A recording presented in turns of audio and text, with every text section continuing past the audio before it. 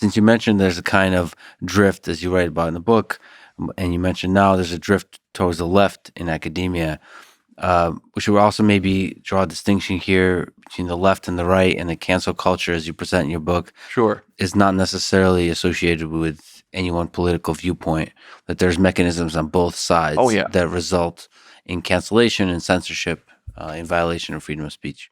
So one thing I want to be really clear about is the book takes on both right and left cancel culture. They're different in a lot of ways, and definitely, cancel culture from the left is more important in academia, where the left dominates. But we talk a lot about cancel culture coming from legislatures. We talk a lot about cancel culture on campus as well, because even though most of the attempts that come from on campus to get people canceled are still from the left, there are a lot of attacks that come from the right, that come from attempts by different organizations, and sometimes when there are stories in Fox News, they'll go after professors. And about 1/3 of the attempts to get professors punished that are successful actually do come from the right. And we talk about attempts to get books banned in the book. We talk about I talk about suing the Florida legislature. Ron DeSantis had something called the Stop Woke Act, which we told everyone this is laughably unconstitutional. They tried to ban, particular topics in higher ed, and we're like, no, this is a joke. This will be laughed out of court. And they didn't listen to us, and they brought it. They passed it, and we sued, and we won. Now they're trying again with something that's equally as unconstitutional, and we will sue again, and we will win. Can you elaborate on the Stop Woke Act? So this is presumably trying to limit certain topics from being taught in school? Yeah, basically woke topics. It came out of the sort of attempt to get at critical race theory. So it's topics related to race, gender, etc. I don't remember exactly how they tried to cabin it to CRT. But when you actually the law is really well established that you can't tell higher education what they're allowed to teach without violating the First Amendment. And when this got in front of a judge, it was exactly as skeptical of it as we thought he'd be. I think he called this dystopian, and it wasn't a close call. So if you're against that kind of teaching, the right way to fight it is by making the case that it's not a good idea as part of the curriculum, as opposed to banning it from the curriculum. Yeah. The state doesn't have the power to simply say to ban, what professors in higher education teach.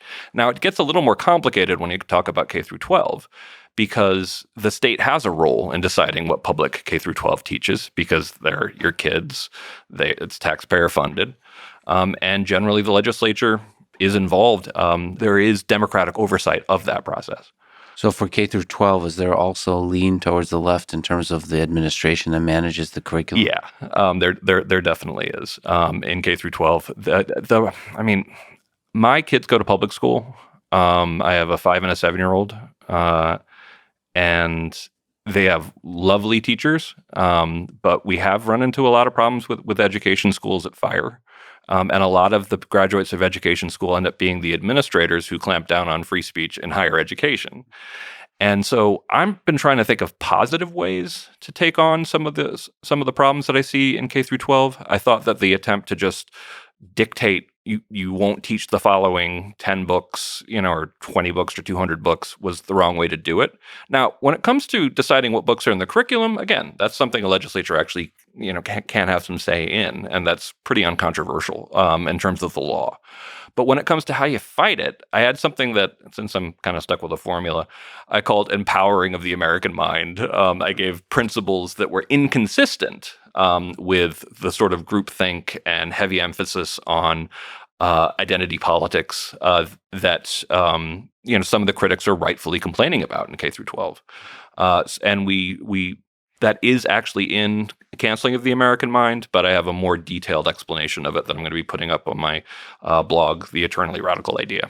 Is it possible to legally, this is a silly question perhaps, create an extra protection for certain kinds of literature, 1984 or something, to remain in the curriculum? I mean, it's all protected, I guess. Yeah. I guess to protect against administrators from fiddling too much with the curriculum, like stabilizing the curriculum. I don't know what the machinery of the K through 12 public school. In K through 12, the state legislatures, They're part of that.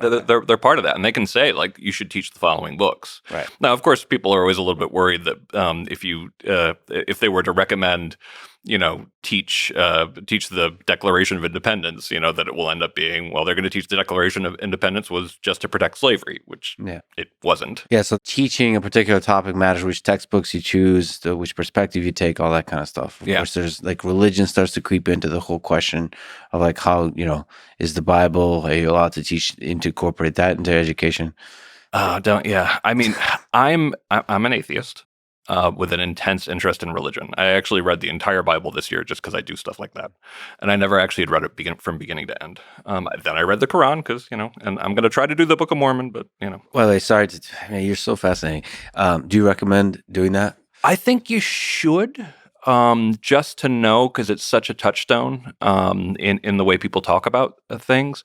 It can get pretty tedious, but I even made myself read through all of the very specific instructions on how tall the different parts of the temple need to be, and how long the garbs need to be, and what shape they need to be, and those go on a lot. It's surprisingly big chunk of Exodus. I thought that was more like in Leviticus and Deuteronomy. But then you get to books like Job, wow.